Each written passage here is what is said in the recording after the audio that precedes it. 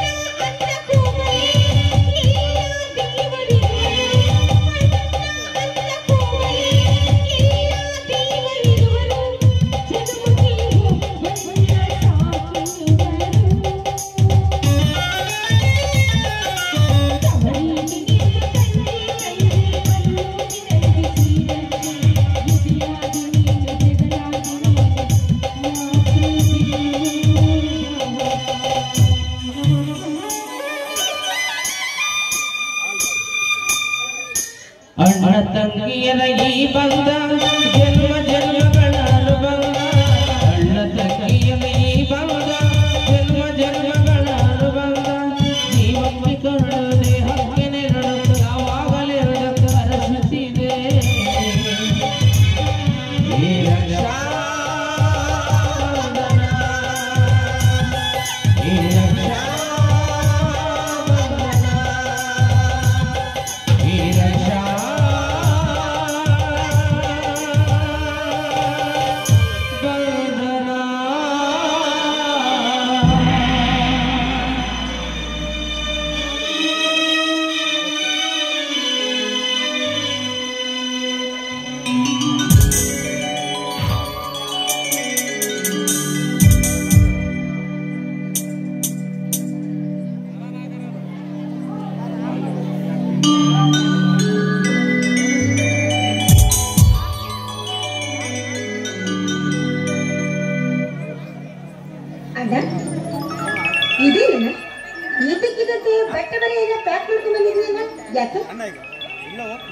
ಹುಟ್ಟಿದ ಮನೆಯಲ್ಲಿ ರೊಟ್ಟಿ ಬಟ್ಟೆಗೆ ಬೆಲೆ ಬಂದಾಗ ಅದರ ಹೊರೆಯನ್ನು ತಮ್ಮ ತಂಗಿಯರ ಮೇಲೆ ಹಾಕದೆ ನನ್ನ ಹೊಸ ವಾಸಸ್ಥಾನದ ಕುಬೇರನ ಆಗರಕ್ಕೆ ಹೊರಟಿವೆ ನಮ್ಮ. ಹಾಗಾದ್ರೆ ನಿಮಗೆ ನೌಕರಿ ಸಿಕ್ಕಿದೆಯಾ? ನೌಕರಿ ನೌಕರಿ ಸಿಗಲು ನಾನೇನು ಹಣವಂತರ ಮನೆಯಲ್ಲಿ ಹುಟ್ಟಿರುವನೇನೆ. ಒಂದು ವೇಳೆ ಸಿಕ್ಕಲು ನನ್ನಂತವರಿಗೆ ಕಾಲ ಕೂರ ಚಪ್ರಾಸಿ ನೌಕರಿಗಳ ಹೊರತು ಬೇರೊಂದಿಲ್ಲಮ್ಮ, ಬೇರೊಂದಿಲ್ಲ. ಅಣ್ಣ, ನೌಕರಿ ಯಾಕೆ ಆಗಲಿ? ತಾಯಿಗೆ ಬಂದದನ್ನ ಪಂಚಾಮೃತವೆಂದು ತಿಳಿದು ನಾವು ಭಾವಿಸಬೇಕಣ್ಣ. ಪಾಲಿಗೆ ಬಂದದ್ದು ಪಂಚಾಮೃತವೆಂದು ಈ ಎಲ್ಲರೂ ತಮ್ಮ ತಮ್ಮ ಕೆಲಸವನ್ನು ಶ್ರದ್ಧೆಯಿಂದ ಪಾಲಿಸಿದ್ದರೆ ನಮ್ಮ ಭಾರತ ಇಂದು ಬಡತನದ ಭೂತ ಮನೆ ಮಾಡಿಕೊಳ್ಳುತ್ತಿರಲಿಲ್ಲಮ್ಮ.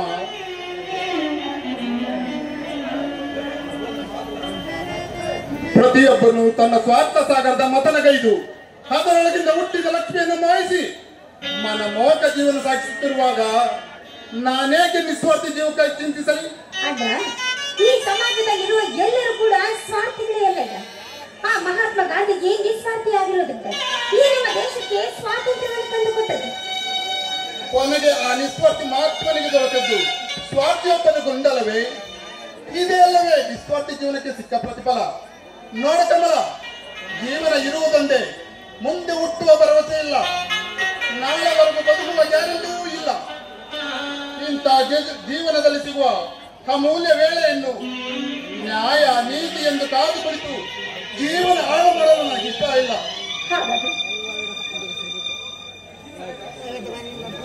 ಈ ಜೀವನದಲ್ಲಿ ಆಸೆಗಳನ್ನು ಅನುಭವಿಸುವವನೇ ಅತಿ ಜಾಣ. ಆಸೆಗಳನ್ನು ಅನುಭವಿಸಲು ಅನ್ಯಾಯ ದಾಟಬೇಕು. ಅನ್ಯಾಯ ಮಾಡಬೇಕಾದರೆ ಮಾನ ಮರ್ಯಾದೆಗಳನ್ನು ಮಾಡಿಕೊಳ್ಳಬೇಕು ನೋಡು. ಆಸೆ ಇರುವ ಲಾಲಾಸೆ ದುರಾಸೆಗೆ ಬಿಟ್ಟು ನೀನು ನಿನ್ನ ಮಾನ ಮರ್ಯಾದೆಯನ್ನು ಮಾಡಿಕೊಳ್ಳೋದಕ್ಕೂ ಕೂಡ ಸಿದ್ಧವಾಗಿದ್ದೀರಿ.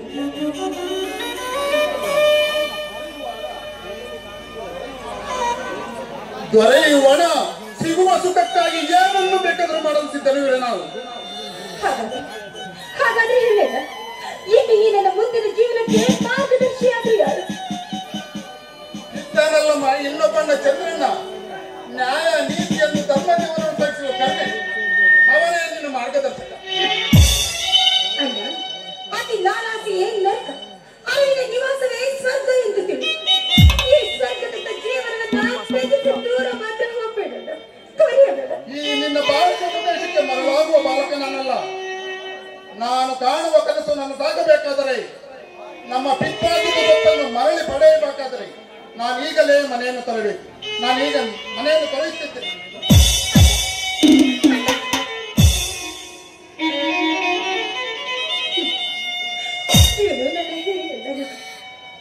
ಅತಿ ಆಸೆ ದುರಾಸೆ ಎನ್ನುವ ದುಶ್ಚಟಗಳಿಗೆ ಬಿದ್ದು ತನ್ನ ಜೀವನದ ಅಧೋಗತಿಯ ದಾರಿಗೆ ತರ್ತಾ ಇದ್ದಾರೆ. ನನ್ನ ಇನ್ನೊಬ್ಬ ಅವನ ನ್ಯಾಯನು ಸುಖ ಸಂತೋಷವಾಗಿ ಬಾಳಬೇಕಾದ ಇಂಥ ಸಮಯದಲ್ಲೂ ಕೂಡ ಮನೆ ಎನ್ನುವ ಜವಾಬ್ದಾರಿಯನ್ನು ಕೊಟ್ಟು ಚಿಟ್ಟೆ ಎನ್ನುವ ಚಿಟ್ಟೆಯಲ್ಲಿ ಬೆಂದು ಬೆಂದಾಗಿ ಹೋಗಿದ್ದಾರೆ. ಹೇಗೆ ಬಸವೇಶ್ವರ, ನಾನು ನಿನ್ನನ್ನು ಬೇಡುವುದಿಷ್ಟು ತಂದೆ. ನನ್ನ ಹಿರಿಯರಿಗೆ ಸದಾ ಕಾಲ ಸುಖ ಸುಬುದ್ಧಿಯನ್ನು ಕೊಟ್ಟು ಕಾಪಾಡು ತಂದೆ.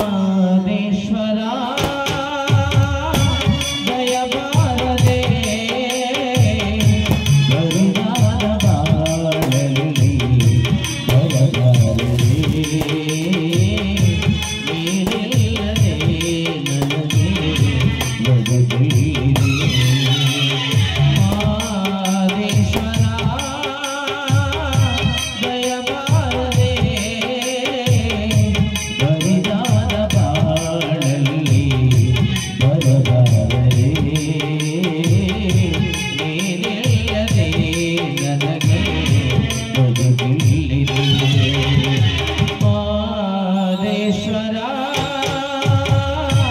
ದಯಬಾರದೆ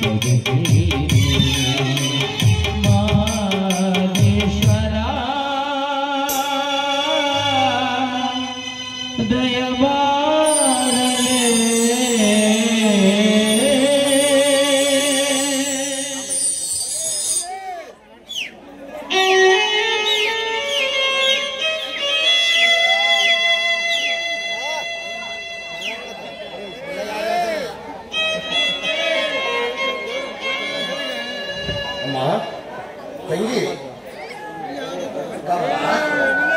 ಇವತ್ತು ನಮ್ಮ ಊರಿನಲ್ಲಿ ಭಾಗೀರಥಿಯ ಹಬ್ಬವನ್ನು ವಿಜೃಂಭಣೆಯಿಂದ ಮಾಡಿದ್ದಾರಮ್ಮ. ಇಡೀ ಊರಿನಲ್ಲಿ ಅಕ್ಕ ತಂಗಿಯರಿಗೂ ಮಕ್ಕಳಿಗೂ ಹೊಸ ಬಟ್ಟೆ ಹೊಸ ಸೀರೆ ತಂದಿದ್ದಾರಮ್ಮ. ನಾನು ದಾರಿಯಲ್ಲಿ ಬರುವಾಗ ನನ್ನ ತಂಗಿ ಒಂದು ಸೀರೆ ಬಳೆ ತೆಗೆದುಕೊಂಡು ಹೋಗಬೇಕಂತ ಅಂದುಕೊಂಡಿದ್ದಮ್ಮ. ಇವತ್ತೊಂದು ದಿವಸ ನಿನಗೆ ಬಳೆ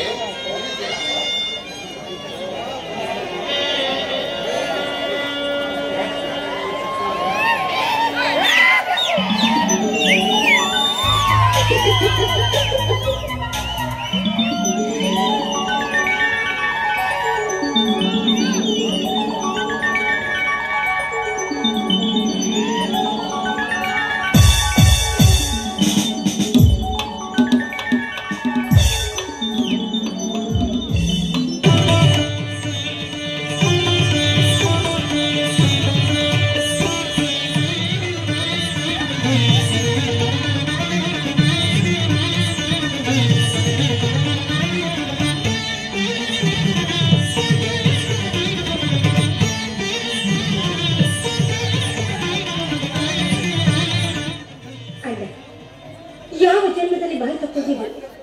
ನಿನ್ನ ಅಲ್ಲ ನನಗೆ ಗೊತ್ತಿದ್ದು ದೇವರೇ ನನಗೆ ಕೊಟ್ಟು ಬರಬಲ್ಲ. ನೀ ಚಿಂತಿಸಲ್ಲ ನಕ್ಕೇನು ಗೊತ್ತಮ್ಮ. ಆಗ ಬಡತನದ ಬೇಗೆಯಲ್ಲ ಬಿಟ್ಟು ಚಿಂತಿಸೋದಕ್ಕೆ ಸಿರಿತಂತ ವಿಷಯವಾದ್ರೆ ಕಮಲ, ನೀ ಚಿಂತಿಸಲ್ಲ ನಾಲ್ಕಕ್ಕೆ ನರಕೇನು ಗೊತ್ತಂತಮ್ಮ. ಊಟೋಟದಲ್ಲಿ ಆಡುತ್ತಿರುವ ಪತಂಗವು ಅಗ್ನಿಗಳಿಗೆ ಮೊದಲಾಗಿ ಹೋಗುತ್ತಿಲ್ಲ. ಅವನು ಹೋಗಲಿ ಬಿಡು. ಅವನಿಗೆ ಹಣದ ಹುಚ್ಚಿನಲ್ಲಿ ದಾವಾಗ್ಲೂ ಇನ್ನೂ ಹೆಚ್ಚಾಗಿದೆಯಮ್ಮ. ಒಂದು ದಿನ ಅವನು ಬಂದೇ ಬರ್ತಾನಮ್ಮ.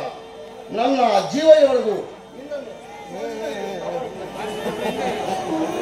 ಅಂದ ನೋಡು, ನನ್ನ ಮಾತಿನ ಕೇಳಿ. ಹೆತ್ತ ತಂದೆ ತಾಯಿ ಇಲ್ಲದ ಮಕ್ಕಳಿಗೆ ಅಣ್ಣನೇ ಸರ್ವಸ್ವ ಅಂತ ಹೇಳ್ತಾರೆ.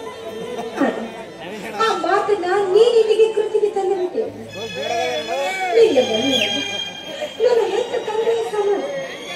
ಹಗಲು ರಾತ್ರಿಯಾಗಿದೆ ನೀನು ತಿಳಿದು ಪ್ರದರ್ಶಿಸಿ ಬರುವ ಆ ನಿನ್ನ ಮುಖವನ್ನು ನೋಡ್ತಾ ಇದ್ದೆ ಅಣ್ಣ, ಹೆಚ್ಚಿನ ಕರಳು ಕತ್ತರಿಸಿ ಬಂದಂತಾಗುತ್ತದೆ.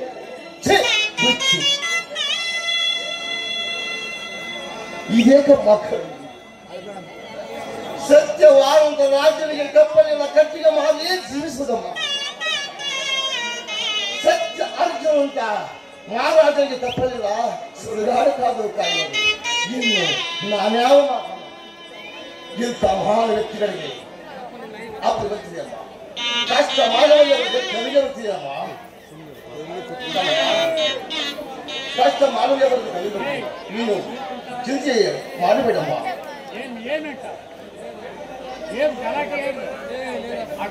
ಬೆಟ್ಟದ ಮೇಲಿದ ತೆರೆ ಮೇಲಿದೆ ವಿಘ್ನ ನಿವಾರಕ ವಿನಾಯಕ ನಿನ್ನ ವಿವಾಹವನ್ನು ಮಾಡುವ ಹೊರತು ಯಾಕೆ ಈ ರೀತಿ ಮದುವೆ ಚಿಂತೆಯನ್ನು ಮಾಡ್ತಾ ಇದ್ದೀನಿ? ನಾನು ನಿನಗೆ ಅಷ್ಟೊಂದು ಭಾರ ಆಗಿತ್ತು. ನಾನು ಈ ಮನೆಯಿಂದ ಬೇಗ ಹೊರತರಬೇಕು ಅಂತ ಇದ್ದೀನಿ. ಬೇಸರ ಯಾವುದಲ್ಲ. ನಿನ್ನೊಡನೆ ಒಳಗೂಡಿ ಮದುವೆ ಎಂಬ ಮಂಟಪದಲ್ಲಿ ಸೇತುವೆಯನ್ನು ಕಟ್ಟುವುದು ನನಗೆ ಬೇಸರವಿಲ್ಲಮ್ಮ. ಕಮಲ ಹೇಳು. ಹಾಗಲ್ಲ, ಹೆತ್ತ ತಂದೆ ತಾಯಿಯ ಪ್ರೀತಿ ವಾತ್ಸಲ್ಯವನ್ನು ತೋರಿಸಿರುವ ನೀರಿನ ಬಡದನ್ನು ಬಿಟ್ಟು ಹೋಗೋದಕ್ಕೆ ಖಂಡಿತವಾಗ್ಲೂ ನನಗೆ ಮನಸ್ಸಿಲ್ಲ. ನಿನ್ನ ವಾಸನೆಗೆ ನಾನು ಮನಸ್ಸೋದು ತಂಗಿ. ಆದರೆ ನಿನ್ನ ಮುಗ್ಧ ಚೆಲುವಿಗೆ ಎಂತವರೆಗೂ ಭರವಸೆಯುವನೋ ಎಂದು ಮನ ಚಡಪಡಿಸುತ್ತದೆಯಮ್ಮ. ಈಗಿನ ಈ ಸಮಾಜದಲ್ಲಿ ವರದಕ್ಷಿಣೆ ಎನ್ನುವುದು ಬೆಳಕೋತವಾಗಿದೆ. ಅದನ್ನು ಹೊರತುಪಡಿಸೋದಕ್ಕೋಸ್ಕರ ಈ ನಮ್ಮ ಸರ್ಕಾರ ಅದೆಷ್ಟೇ ಪ್ರಯತ್ನ ಪಟ್ಟರು ಕೂಡ ನೀರಿನಲ್ಲಿ ಹೋಮ ಮಾಡಬೇಕಾಗ್ತಾರೆ. ಇಂದಿನ ಸಮಾಜದಲ್ಲಿ ಶ್ರೀಮಂತರು ಹಣವಂತರು ವಿದ್ಯಾವಂತರು ಇನೇ ಸಿರಿಗಲ್ಲಮ್ಮ. ವರದಕ್ಷಿಣೆ ಎಂಬ ಅಸಲಿಂದ ಎಳೆದು ಕೊಟ್ಟಿದ್ದಾರಮ್ಮ. ಈ ಬಡ ಕಾರಣಕ್ಕಾಗಿ ಬಡ ಕನ್ಯೆಯನ್ನು ಮದುವೆಯದೇ ವೇಸಿಯಾಗಿ ಕೊಟ್ಟಿದ್ದಾರಮ್ಮ. ಕಾಲದಲ್ಲಿ ಕೆಂಗಟ್ಟು ಕುಳಿತಿದ್ದಾರೆ. ಕೆಂಗಟ್ಟು ಕುಳಿತಿದ್ದಾರೆ. ಕಷ್ಟವಾದರೂ ಪರವಾಗಿಲ್ಲ, ಸಾಲವಾದರೂ ಪರವಾಗಿಲ್ಲ, ನಿನ್ನನ್ನು ಅರಮನೆ ಕಳಿಸಿರುವ ಮದುವೆ ಮಾಡಿದಂತೆ ನನಗಂತೂ ತುಂಬಾ ಹೊಟ್ಟೆ ಅನಿಸ್ತಾ ಇದೆ. ನಾನಿನ ಊಟ ಮಾಡೋಣ. ಏನಿದು ಸಮಾಜ, ಇದು ಸ್ವಾರ್ಥ ಸಮಾಜ, ಇದು ಮೂಢ ಸಮಾಜ.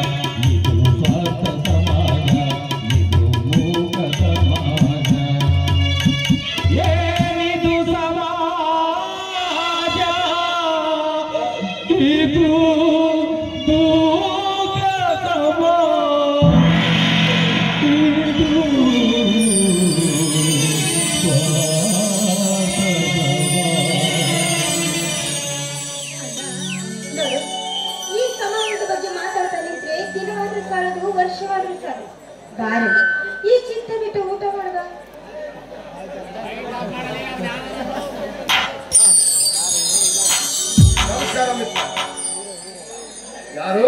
ವಿಜಯನೇ. ನಮಸ್ಕಾರ ವಿಜಯ್.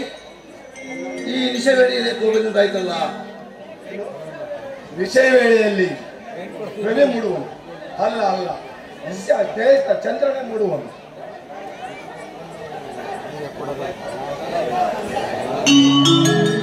ದನಗಿನ ಕುಳಿತಿರಕ್ಕೆ ಕುಬೇರನು ಆಗಮಿಸದೆ ಆಚಾರವೇ ವಿಜಯ್.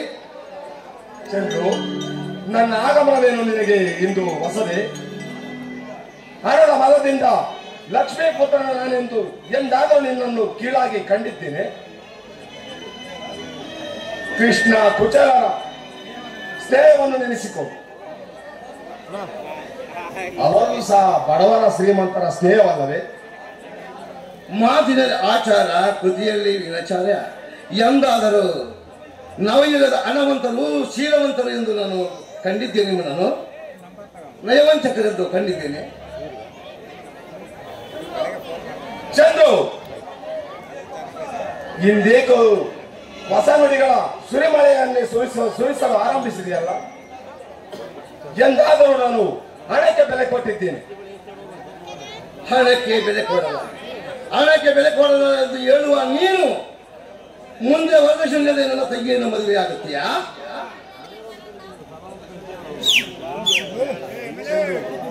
ಈ ವರದಕ್ಷಿಣೆಯ ಭೀಕರತೆಯನ್ನು ಕಂಡು ಈ ನನ್ನ ಗೆಳೆಯನ ಮನಸ್ಸು ನಿರ್ಮಲ ಸ್ನೇಹವನ್ನೇ ಶ್ರಮಿಸುವಂತಾಗಿದೆಯಲ್ಲ. ಚಂದ್ರು, ಎಲ್ಲವನ್ನಂತಲ್ಲ ಈ ನಿನ್ನ ಮಿತ್ರ.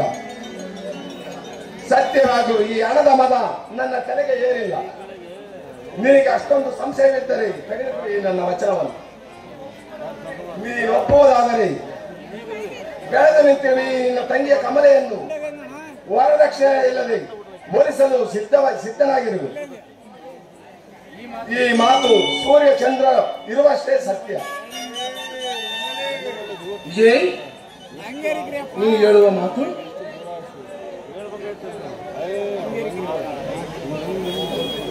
ಹೌದು ಮಿತ್ರ,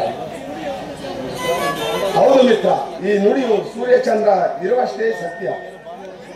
ಈ ನನ್ನ ಕಾರ್ಯ ಕೈಗೂಡಿದರೆ ಭಾರತದ ಕಡಲಲ್ಲಿ ಕಲ್ಲು ಮಣ್ಣಿನ ಜೊತೆ ಮಾಣಿಕ್ಯವೂ ಸಿಗುತ್ತದೆ ಅನ್ನುವುದು ಈ ಸಮಾಜದ ಜನಕ್ಕೆ ತೋರಿಸಿಕೊಂಡು. ಕ್ಷಮಿಸಬೇಕು ಕ್ಷಮಿಸು. ಬಡದದ ಬೇಗೆಯಲ್ಲಿ ಬಿಟ್ಟ ಅರಿಯದೆ ನಿನ್ನನ್ನು ಕಟ್ಟು ನುಡಿಯನ್ನು ಆಡಿಬಿಟ್ಟೆ. ಕೇಳು ನುಡಿಯುವ ನೀನೆಂದು ಅವನನ್ನು ಅಂದುಕೊಂಡೆ. ವಿಜಯ್, ತಪ್ಪು ನಿನ್ನದಲ್ಲ ಮಿತ್ರ, ಅದು ಈ ಶ್ರೀಮಂತರ ಸಮಾಜದ್ದು. ಅವರು ಮದುವೆಯನ್ನು ವ್ಯಾಪಾರಗೊಳಿಸಿ ಅದರ ಬೆಲೆ ಗಗನಕ್ಕೆತ್ತರೆ ಏರಿಸಿದ್ದಾರೆ. ವರದಕ್ಷಿಣೆ ಸಂತೆಯಲ್ಲಿ ಬಡವರಿಗೆ ವ್ಯಾಪಾರ ಇಲ್ಲದೆ ಈ ನಿನ್ನ ಕಟುನುಡಿಗೆ ಕಾರಣ. ನೀನು ನಿಜವಾಗಿಯೂ ಬುದ್ಧಿವಂತ. ಅಗ್ನಿಯೊಡನೆ ಕೋಪಿಸಿಕೊಂಡು ಕಾದಾಡಿ ಮೈ ಸುತ್ತಿಕೊಂಡು ಕಡೆಯ ಪಾಡು ನಿನ್ನದಲ್ಲ, ಮೂರ್ಖ ಕಡೆಯ ಪಡೆಯಾಯಿತು ನನ್ನದು. ವ್ಯಥೆಯನ್ನು ಮರೆತು ವಿಷಯಕ್ಕೆ ಬಾ ಚಂದ್ರು. ನಿನ್ನ ತಂಗಿಯನ್ನು ಕೊಟ್ಟು ಬೀಗತನ ಬೆಳೆಸುವೆಯೋ ಅಥವಾ ನನ್ನ ಕಡು ನುಡಿಗಳಿಂದ ನಿನ್ನ ಮುಕ್ತ ಮನ ನಡೆಸಿಕೊಳ್ಳಲಿ.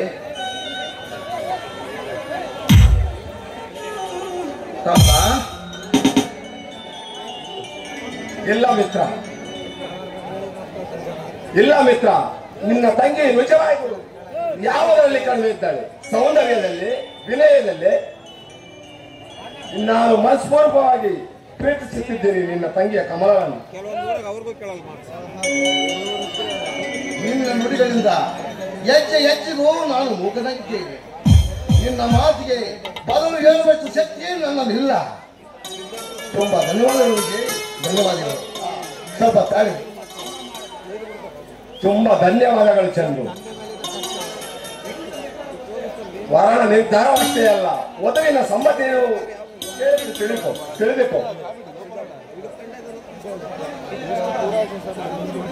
ಬಡವನ ಮನೆಯ ಚಾ ಸ್ವಲ್ಪ ಕುಡಿದು ಹೋಗ್ರಿ. ಸ್ವಲ್ಪ ಹೊರಗಡೆ ಹೋಗಿ ಚಾ ತಿಳ್ಕೊಂಡು ಬರ್ತೀವಿ.